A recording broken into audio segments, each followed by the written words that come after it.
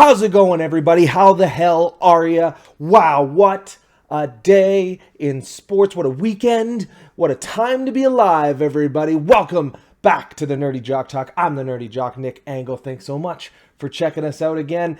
Man, we are going to get into so much stuff. All right, I know everybody wants me to talk about hockey, but I really want to talk about the F1 race that was on this Sunday, and the whole weekend actually in F1 was pretty crazy. We're going to get into hockey. Don't worry about it. Oh, I've got some takes. But the F1 this weekend, holy cow, qualifying. Let's start there, okay? Qualifying again on a road course, street course. Oh my goodness. And a crash brings qualifying to an end. But this time, it's not Charles Leclerc. However, it is him on pole position again. Are you kidding? Again in that Ferrari? Wow. I mean, just crazy. Max Verstappen was not happy at all. If you look back at it, with the crash, I mean, it messed up his run. It messed up a bunch of guys' runs. Bottas ends up way back in like 10th. I thought he was going to have a great time on that course. It just looks like the Mercedes are starting to struggle a little bit. Now, apparently, they got a new power unit as well for this race put in. Didn't seem to help them on the day, but hey, we still had Sunday, right? Still got to race the race, still got to go. Sure enough, race comes, and what? Yeah, that race was unbelievable. I mean, let's start at the beginning. The start show goes off, you're 3 laps in, and Hamilton overtakes Leclerc. Doesn't even need DRS with that wing open to give him a little extra boost. Just literally sails by him. And I think it just shows that, like, the Ferrari, while they are good with the tight turns and things like that, and on the slower speeds, the frontline speed of that car just isn't there yet. I give a lot of credit to Leclerc. I give a ton of credit to Sainz to put their cars where they have, and I really think they're out driving those cars right now. It's just unfortunate that they can't get a little bit more. But yeah, Hamilton goes, and then Verstappen right in behind him. Perez driving an incredible race. And guys are coming in pretty quickly to get hard tires on. They're going to run that hard tire for the rest of the race. And that's where a couple of them went wrong. The first sign of trouble was Lance Stroll coming into pit, actually, because he was right on the edge of those tires. And boom, loses the rear left tire, I believe it was. Blows out. Red flag comes in, safety car. No, it wasn't red flag. It was just safety car. And all of a sudden, everybody starts to bunch back up again. You know, you're starting to look at it like maybe Hamilton, who had changed his tires and came back out. Perez got in front of him. Great strategy by Red Bull today, by the way. I mean, it was craziness. The restart happens. The Red Bulls get away, and I mean get away, and for whatever reason, Hamilton just couldn't keep up, couldn't reel them in. This is the first time I've really seen it where like Hamilton just can't get it. He's just outside that grip. Then, with I think it was 4 laps to go, doesn't Verstappen blow a tire? Oh my goodness. I mean, just complete control of the race, cruising to the finish. This thing was set up. Checo right behind him. I mean, it was 1-2 Red Bull. You could not have scripted it better. And then the tire goes. Then the red flag comes out. They're all like in pit lane. People are changing tires. Pirelli clearly has some explaining to do because they're the ones that chose the tires for this race. And that's two with blown tires. So you getting in there, and Vettel, who I haven't talked about yet, but had an absolutely unbelievable drive today. I believe he even got driver of the day. He is currently sitting in 3rd place, just based on strategy, based on him, the drive that he had. And he's like, okay, like maybe, because he had come up to 4th place, maybe he could make a move. But he changes his tires when they get into the pit lane. Now he's got soft tires on. They decide that it's going to be a standing restart. So you've got Checo, you've got Lewis Hamilton, and you've got Sebastian Vettel right behind with brand new tires. So the restart happens, and on the restart, and you got to give a lot of credit to the guys commenting. They saw the brakes on Lewis Hamilton's car were steaming. I mean, steaming, Willie beaming. There was more smoke coming off of that thing than Ghost Rider. Okay, I mean, it was it was crazy. And then the start happens. Hamilton actually gets away a little bit. Checo's trying to close him off. Vettel's coming in the other side. And then they all hit the brakes. Hamilton goes to hit the brakes. He hits him a little bit late, locks up, boom, right off the track, right into the runoff area. Now he's gone from second place all the way down to 16th.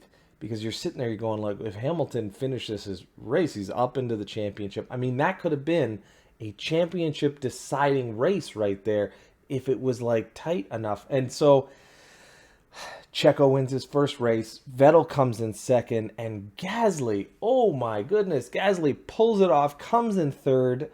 A completely new podium for the year. Sergio Perez had a great drive. I think he's really started to figure out that Red Bull. You can tell that and the other thing too, they literally told him to stop his car as soon as he passed that finish line, and he legit blew a tire like right after. When he pulls his car over, the tire goes. So he only had like 2 laps. It was 2 laps to the finish. Okay, standing start, and there was only 2 laps. And yeah, craziness. Again though, F1 is bringing the heat this year. They are bringing the drama. It's great to see. Obviously, you got to give it up for the Netflix guys that have put that show together of the Drive to Survive. It's great. Such a good weekend. I was enthralled that whole race. It was just fun to watch. All right, guys, let's talk hockey. Holy cow! Are you kidding me? Ole, ole, ole, ole, ole. Yeah, that's right. The Habs are up 3-0, baby, on the, what do you call them? Oh yeah, the Winnipeg Don'ts. Who's this team? How did they even sweep the Oilers? How? How did it happen? Okay, I get it. Yeah. Oh, they don't have Mark Scheifele. Yeah, they had him in the first game. Didn't seem to matter though, did it? But the Habs are at home. The Habs are at home. The fans came out in full force. They rallied that team to. They didn't really need to. It was 5-1 at the end of that thing. This team is playing a brand of hockey. You have got to just look at it and go, you know what? They're playing well. They're playing well. They're coming together. Those veterans on that team are absolutely pulling their weight. They're dragging this team along. Now, are they good enough to beat the, Vegas or the Colorado Avalanches of the world? I don't know. Can they beat Boston? Sure. Can they beat the New York Islanders? Pretty sure they can. I mean, just judging from the talent that they're beating now, but still got to play the games, right? We haven't seen them against any of those other teams this year. We've only seen them against the Canadian division, and this is what's happening so far. I'll be honest with you guys. I mean, if they pull this out and win this, I'll be happy with that. You know why?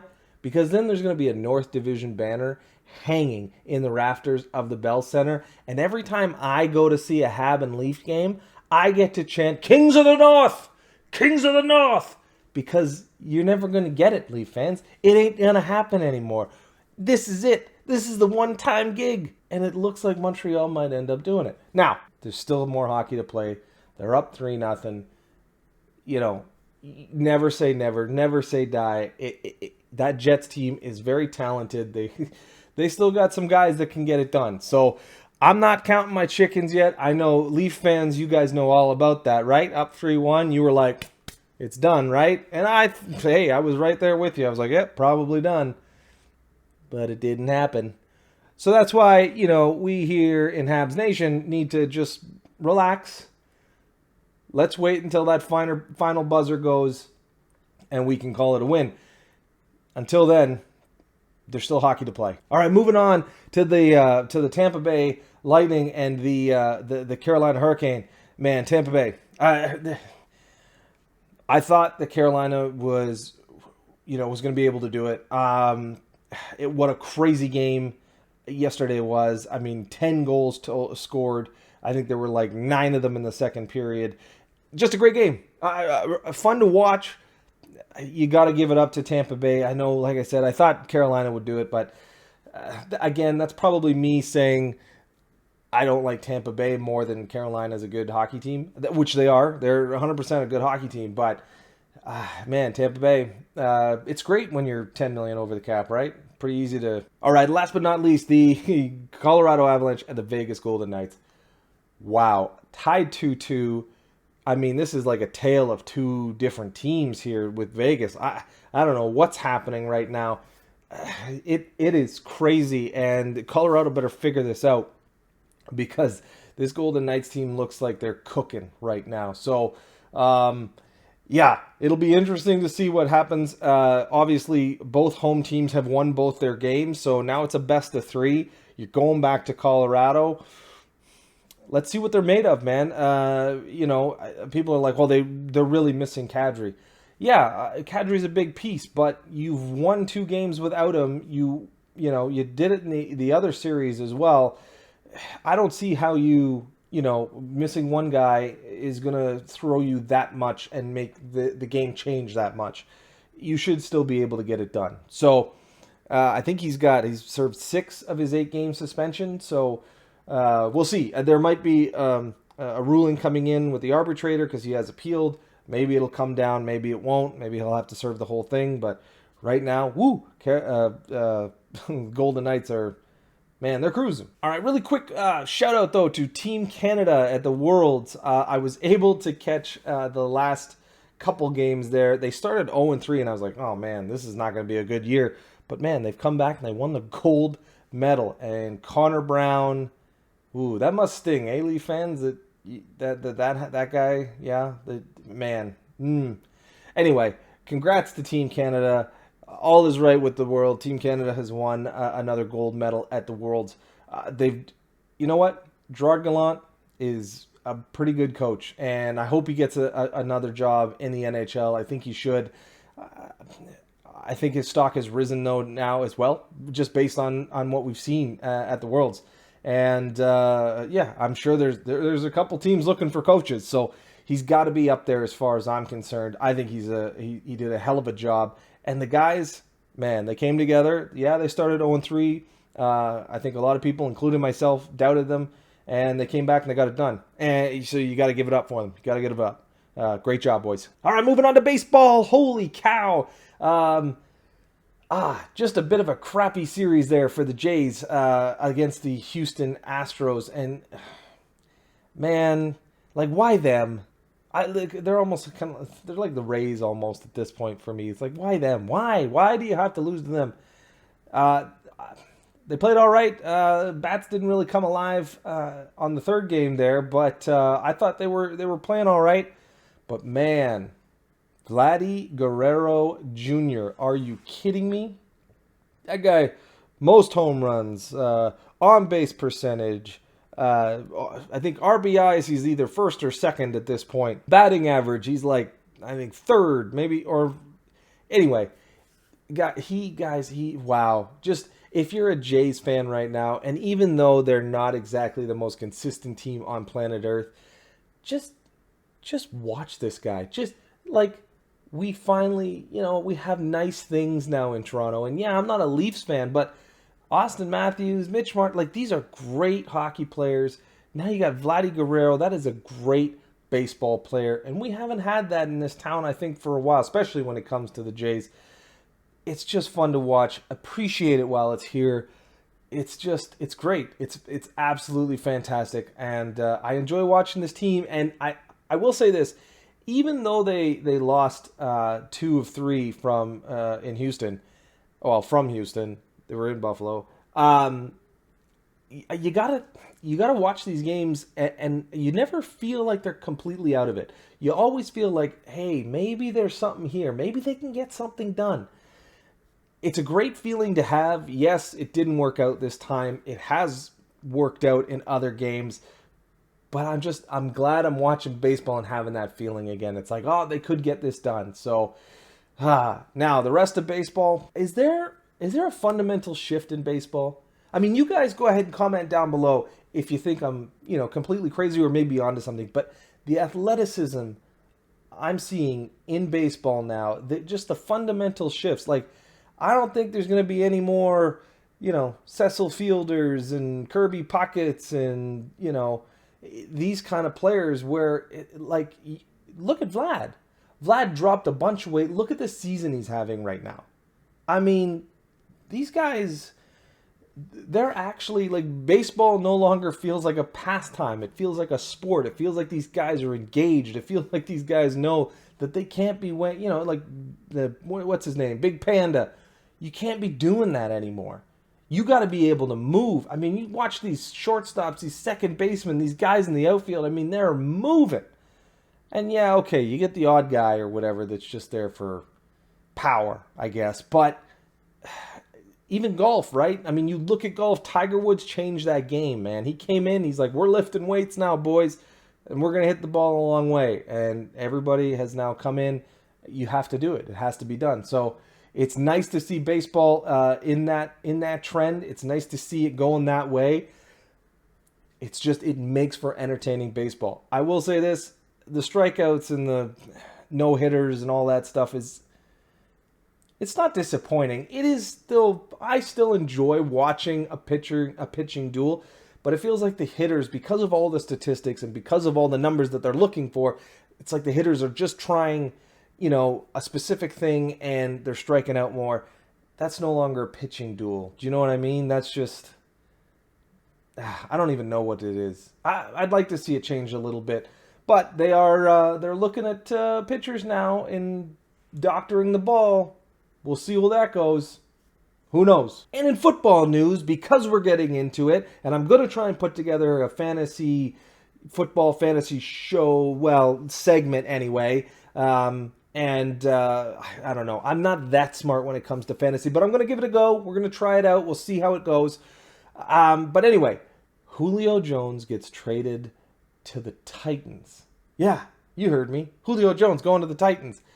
What does that do for the Titans? And do I now draft Julio Jones? Ooh, we'll see. I mean, it could be really good for them. It gives them some, because you get Henry there and you get, man, that could be a really good team. Could be fun. Anyway, that's my one football take so far this year. And we'll try and have a couple more before the fantasy season really kicks off. All right, guys, that's it from me. Thank you so much for tuning in and watching The Nerdy Jock. If you guys have any comments, please leave them below. If you think I'm crazy, by all means, let's discuss. Give me some ideas what you guys want to hear about. That would be great.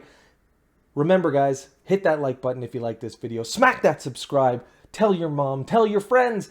We're just trying to grow this channel. But remember, everybody, it's always game time, baby. Let's go!